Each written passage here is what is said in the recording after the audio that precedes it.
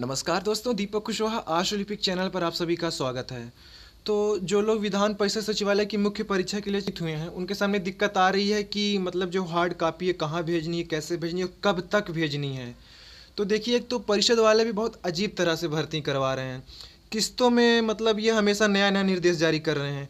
अभी कल ही देखिए एक नया नई सूचना जारी हुई है वेबसाइट पर। तो ये परिषद के अधिकारी वेबसाइट है। देखिए, इसमें दिए हैं कि उत्तर प्रदेश विधान परिषद सचिवालय को हार्ड कॉपी भेजने के निर्देश। अच्छा, इससे पहले जो लोग भेज चुके थे बेचारे, अब उनका तो या तो फिर से भेजें या तो वो ख़राब ही हो चुका है, क्योंकि नया नया चीज़ इसमें हमेशा जोड़ रहे हैं। तो जब आप इस पर क्लिक करेंगे तो आपके दूसरे पेज पे ले जाएगा। अब देखिए, ये यहाँ क्या कहानी लिखे हैं। यहाँ लिखे हैं कि मुख्य परीक्षा हेतु आवेदन पत्र वेबसाइट ये पर ऑनलाइन सबमिट करना होगा। ऑनलाइन आवेदन पत्र ऑनलाइन सबमिट करने के उपरांत उसकी हार्ड कॉपी में स्वप्रमाणित फ़ोटो तथा स्वप्रमाणित अन्य समस्त अभिलेखों की प्रतियां संलग्न करते हुए उक्त आवेदन पत्र। अब देखिए, जो 3-4 दिन पहले लोग हार्ड कॉपी निकाले होंगे, भेज चुके होंगे, तो मैं पहले ही आपको शुरू में बताया था कि अपनी एक फ़ोटो ज़रूर लगा दीजिएगा। आप लोग 2 फोटो लगा दीजिएगा और उसी के पीछे अपना नाम लिख दीजिएगा, फिर साइन वगैरह कर दीजिएगा। इतना मैंने आपको शुरू में बताया था, हालांकि वेबसाइट पे कहीं था नहीं। अब फॉर्म भरते भरते इतना तो मतलब पता चल जाता है क्या है क्या नहीं। अब वही चीज़ देखिए, अभी नई नई चीज़ अब हमेशा बता रहे हैं वेबसाइट पर। तो आपको ऊपर लिफाफे के ऊपर बस यही इतना लिखना है कि विशेष सचिव बटा नोडल अधिकारी उत्तर प्रदेश विधान परिषद सचिवालय लखनऊ 226001। ठीक है ना, बिल्कुल ऊपर लिखेगा एक लिफाफे में। और अब देखिए नीचे क्या है कि लिस्ट ऑफ डॉक्यूमेंट, मतलब कि क्या क्या आपको उस लिफाफे में भर के भेजना है। पहला तो ये होगा कि ऑनलाइन फॉर्म कॉपी, मतलब यही जो आपका फाइनल प्रिंट निकलेगा, हार्ड कॉपी। ठीक है, फिर उसके बाद देखिए लिखे हैं कि एप्लीकेशन फॉर्म, इसको आप देखिए डाउनलोड कर लीजिए, क्योंकि इसमें 3 पन्ने का 3 पेज है। इन तीनों ही पेजों को आपको भर के भेजना होगा, तभी वो आपका मान्य होगा। अब इससे पहले जो लोग भर के भेज चुके होंगे तो वो तो खराब ही चला गया उनका, समझ लीजिए। अब ये परिषद वाले नया नया टिटिमा खोज रहे हैं। जब इनको यही सब कराना था ऑफलाइन, तो भैया ये ऑनलाइन काहे भर्ती करा रहे हो? क्योंकि विधानसभा इससे पहले जब भर्तियां कराता था तो ऐसे ही कराता था। मतलब कि अखबार में भर्ती आती थी, स्पीड पोस्ट से अपना सब कुछ भेजिए, स्पीड पोस्ट से ही आपका प्रवेश पत्र आता था।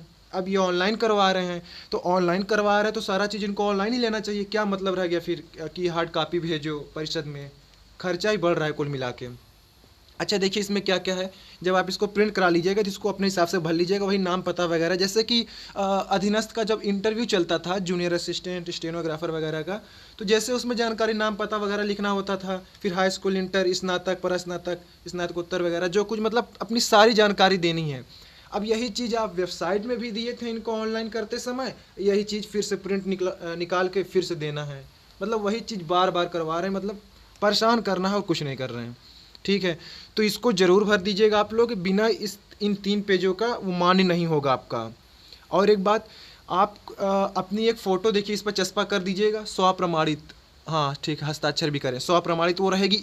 और इसी के साथ में एक अलग से फ़ोटो नत्थी कर दीजिएगा, उसके पीछे अपना नाम और अनुक्रमांक, वही जो प्रारंभिक परीक्षा वाला मिला था, वही आपका मुख्य परीक्षा में भी अनुक्रमांक रहेगा। तो जो लोग पहले भेज चुके हों वो फिर से भेजें, क्योंकि ये 3 पेज ज़रूरी हो गया है अब। ठीक है, आपको इसी के साथ साथ फिर अपना हाई स्कूल, इंटर, स्नातक, परास्नातक के और जाति हो गया, निवास हो गया, आधार कार्ड, शॉर्ट हैंड का कोई प्रमाण पत्र तो वो भी लगा दीजिएगा। टाइपिंग से संबंधित कुछ हो तो वो भी लगा दीजिएगा। ओ लेवल के समकक्ष वगैरह, या फिर ओ लेवल, या फिर कंप्यूटर में जो भी प्रमाण पत्र हो सब कुछ लगा दीजिएगा। मतलब कुछ छोड़ना नहीं है। जो एआरओ के लिए आपने आवेदन किया था तो उसकी योग्यता देख लीजिए कि जब प्रारंभिक परीक्षा के लिए क्या आपने भरा था, बिल्कुल वही चीज़।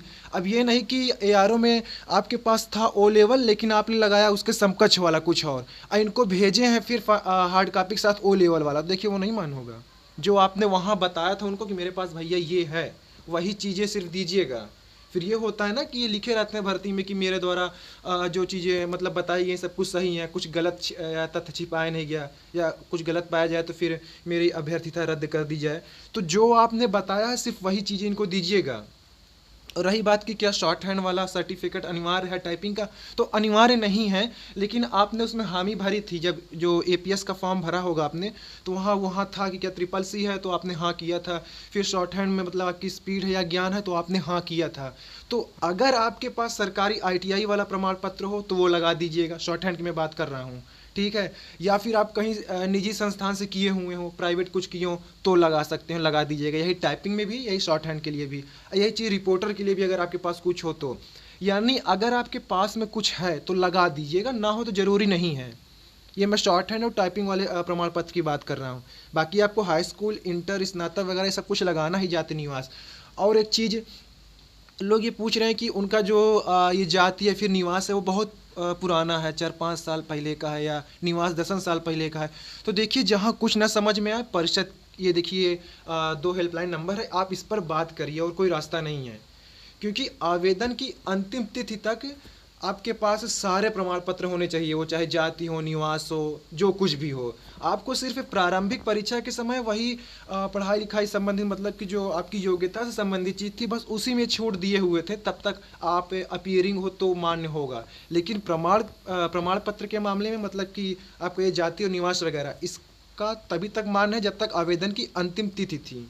अब जैसे मान लीजिए कि, मुझे ध्यान नहीं आ रहा कब तक था, जैसे मान लीजिए कि 19 नवंबर फॉर्म सबमिट करने की लास्ट डेट थी, तब तक 19 नवंबर तक आपके पास ये निवास या जाति वगैरह सब कुछ हो जाना चाहिए।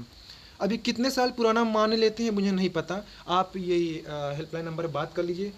अब देखिए, आप लोग कहते हैं कि फ़ोन लगता नहीं है, तो भैया देखिए, वो आपकी कोई प्रेमिका तो है नहीं कि तुरंत फ़ोन उठा लेगी, इंतजार में बैठे, हाँ भैया बताओ सब ठीक है, हाँ सब ठीक है। तो कुल मिला के यही है कि फ़ोन करते रहिए, लगेगा। ऐसा नहीं है कि नहीं लगता है, मैं भी बात किया हूँ। 10, 15, 20, 25 बार आप लगाते रहिए तो बात होगी। 11 बजे सुबह लगाइएगा, 11, साढ़े 11, 12 ऐसे करके फ़ोन ज़रूर लगता है। तो आप लोग बात भी करिएगा और रिकॉर्डिंग भी उसको कर लीजिएगा।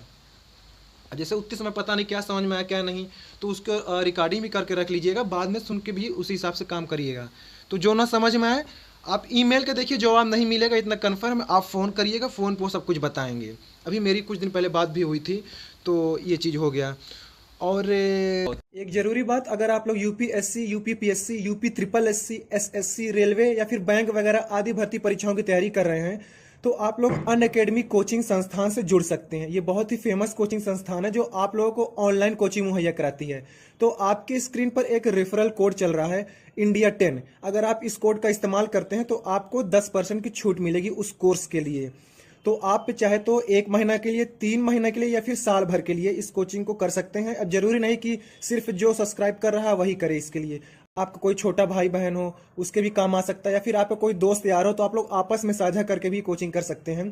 तो आपको देखिए, जिस कोर्स के लिए तैयारी करना चाह रहे हो उस पर क्लिक करिएगा, फिर दाएं तरफ है गेट सब्सक्रिप्शन, इसका एक विकल्प देगा। तो आप उस पर जब क्लिक करेंगे तो फिर बाएं तरफ है आपसे एक रेफरल कोड मांगेगा, तो आप रेफरल कोड में इंडिया 10 लिखिएगा, आपको फिर 10% की छूट। अच्छा, टाइपिंग के लिए आप लोग परेशान है कि एपीएस और एआरओ में टाइपिंग फ़ॉन्ट क्या है, तो वो मैं देखिए आपको कल या परसों बता दूंगा कि टाइपिंग फ़ॉन्ट क्या है, ठीक है ना। तो उसके लिए ज़्यादा परेशान ना होइए। और अरे परेशान ना क्या हुए, अब नहीं पता है तो परेशान तो होना ही है, लेकिन कल या परसों मैं कुछ पता करके आपको ज़रूर बता दूंगा। तो अभी के लिए बस इतना करिए कि आप लोग अपना आवेदन पत्र मुख्य परीक्षा के लिए बिल्कुल सही स्पष्ट सब कुछ जानकर समझ कर भेजिए। गलती कुछ भेज देंगे या भर देंगे तो वो निरस्त माना जाए, कोई मतलब नहीं। 1061 रुपया चला गया, 1050 तो वो रखे, 11-12 शायद जीएसटी कट रहा है, उसकी बात कर रहा हूँ। तो ये चीज़ हो गया, तो इसको आप लोग अच्छे से समझ कर भरिएगा। और जितने पद हैं, आरओ हो गया, एआरओ हो गया, एपीएस हो गया, अनुसेवक हो गया, रिपोर्टर, जौन हैं, सबकी मुख्य परीक्षा होगी। ये चीज़ आप समझ लीजिए। मुख्य परीक्षा अनुसेवक की भी है, मुख्य परीक्षा साइकिल नहीं है, ठीक है ना। क्योंकि उसमें दिया है यार 100 अंकों की मुख्य परीक्षा है, 50 तो पहले कराए थे, दोबारा तो 100 अंक का जिक्र है ना उसमें। प्रारंभिक परीक्षा सबका एक ही था, अनुसेवक के लिए भी प्रारंभिक परीक्षा अलग से जारी हुआ था इसका पाठ्यक्रम, परीक्षा के हफ्ता 10 दिन पहले। आप गौर किए होंगे, वो है अभी भी परिषद की वेबसाइट पर है। और इसकी भी, अनुसेवक की भी मुख्य परीक्षा होगी, वो 100 अंकों की ही है। और देखिए एपीएस, आरओ, एआरओ, रिपोर्टर, मतलब कुल जितने पद हैं ये आपकी लिखित नहीं होगी, बहुविकल्पी परीक्षा होगी। परसों नरसों एक सूचना जारी हुई, उस पर साफ साफ लिखा है कि बहुविकल्पी ही होगी। सबके लिए बता दे रहा हूँ, आप लोग पिछली वीडियो में बताया था, फिर भी कमेंट में कर रहे थे कि लिखित है कि बहुविकल्पी है। तो बहुविकल्पी परीक्षा होगी सबकी, और सिर्फ लखनऊ में होगी और कहीं नहीं। 1400-1500 लोग पास हुए हैं, सिर्फ लखनऊ में आपकी परीक्षा होगी। 2, 4, 5 सेंटर बना देंगे जहाँ जो भी हो। अब एक दिन कराते हैं या शिफ्ट वाइज कराते हैं, ये उनके उनके मूड पर है। इससे कोई मतलब भी नहीं ना, फालतू चीज़ जानने का क्या मतलब, जब होगा देखा जाएगा। प्रारंभिक परीक्षा आपकी जनवरी में हर हाल में ये मुख्य परीक्षा आपकी जनवरी में हर हाल में हो जाएगी, ठीक है। और ARO APS रिपोर्टर सभी के लिए, RO के लिए सभी के लिए जो आप सबकी अलग अलग हार्ड कॉपी निकालेंगे, तो सब के ऊपर आप अलग अलग, ये जो अभी आपको PDF मैंने दिखाया 3 पन्ने वाला, तो सब के ऊपर यही पन्ना लगाएंगे आप। मतलब यही 3 पेज आपका ARO वाली हार्ड कॉपी पर रहेगा, यही 3 पेज आपका RO के लिए रहेगा, यही 3 पेज आपका APS के लिए रहेगा, रिपोर्टर के लिए रहेगा, अनुसेवक तक के लिए भी रहेगा, सबके लिए रहेगा। अब अनुसेवक कोई ऐसा नहीं कि उसके लिए नहीं भैया रियायत बरत रहे हैं उस पर, नहीं नहीं तुम लोग रहने दो, अच्छा अनुसेवक हो रहने दो, छोड़ दो, नहीं, जितने पद है सभी के लिए। सब के साथ आपको अपना ये हाई स्कूल इंटर स्नातक अलग अलग लगाना है, APS के लिए अलग लगाना है, ARO के लिए अलग, रिपोर्टर के लिए अलग। मैं आपको देखिए वीडियो लंबी हो रही है लेकिन विधिवत बता रहा हूँ ताकि हर चीज़ समझ जाइए, कमेंट में परेशान ना होइए। फिर सबके लिए अलग अलग लगाना है, ये चीज़ ध्यान रखिएगा। अब जिन्होंने जो ARO में भी पास है, APS में भी पास है, तो क्या करेगा, अब इन्हीं के हिसाब से आप समझिए ना। प्रारंभिक परीक्षा के लिए आवेदन कराएं अलग अलग, शुल्क लिए अलग अलग, मुख्य परीक्षा में वही कांड कर रहे हैं, ये अलग अलग आवेदन ले रहे हैं, अलग अलग शुल्क ले रहे हैं, तो इनके हिसाब से तो सब कुछ चलना है ना। तो सबके लिए आप अलग अलग लिफाफा बनाइए, कुल मिला के एक ही लिफाफे में भर के रख दीजिएगा, बस हो गया, लेकिन सबका अलग अलग कागज लगेगा। अभी मुझे पता है कुछ लोगों को नहीं समझ में आ रहा होगा, ठीक है, ना समझ में आए अच्छी बात है, ज़्यादा ना समझना भी नहीं चाहिए, तो ठीक है। और रही बात टाइपिंग की, तो वो मैं आपको कल या परसों बता दूंगा कि टाइपिंग किस फॉन्ट पे होगी, ठीक है। तो आज के लिए बस इतना ही, पूरी वीडियो देखने के लिए धन्यवाद, जय।